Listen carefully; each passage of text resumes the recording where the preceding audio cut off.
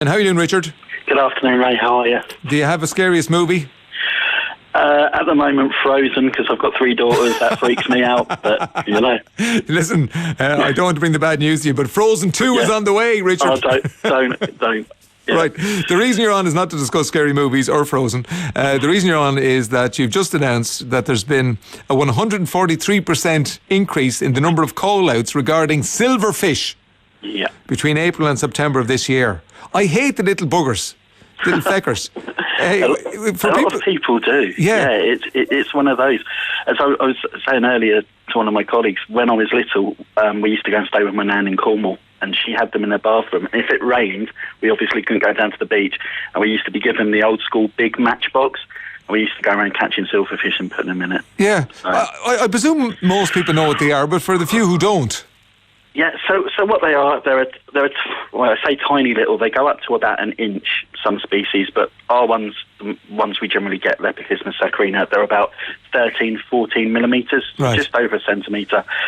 They're sort of a little torpedo-shaped or teardrop-shaped silver insect. They've got 3 bristles coming out of the back end, and they've got 2 very long antennae, and they move quite quickly, they zip about. Yes, and you can't see their mode of propel themselves around the place. No, the legs are under the body, and they do look like that's why they get the name silverfish, because they're silver and they look like a tiny sort of fish shape, I suppose. On that one. And how quickly can they reproduce? See, it really depends on the species, but some of them will lay up to 60 eggs a day. A day? Development, because they have what we call incomplete metamorphosis.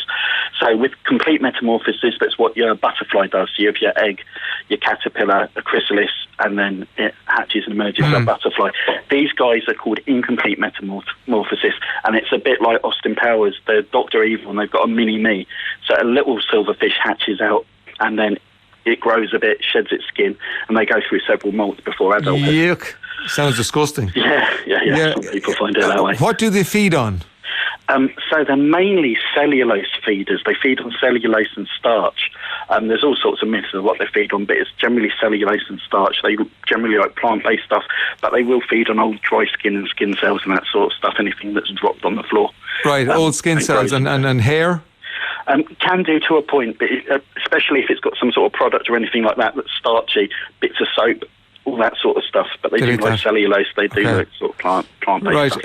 The only place I see them in our house, and I haven't seen one this year yet, is the downstairs bathroom. Yeah. Is that where they usually hang out, that sort of place? Yeah, you're going to get them in sort of darker, damper, more humid places, and especially with my nans, it was the older, bigger buildings that got quite a lot of humidity and condensation. You'd get those, and especially in the bathrooms. Right. And you also find them in basements and attics as well. And why has there been an increase in them? Just has to be ambient conditions.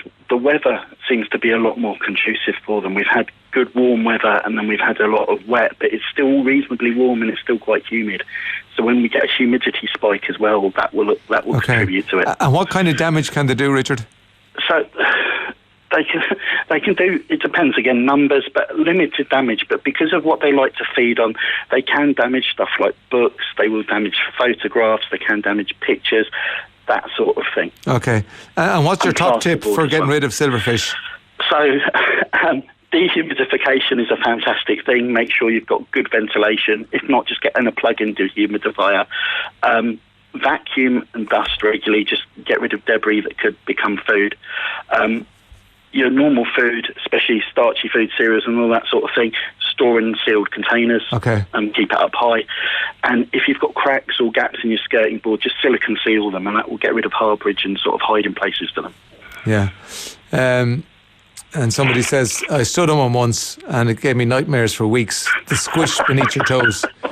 That sounds like a song, The Squish Beneath Your Toes. Just a warning, it's 22nd of November when Frozen 2 is out, Richard.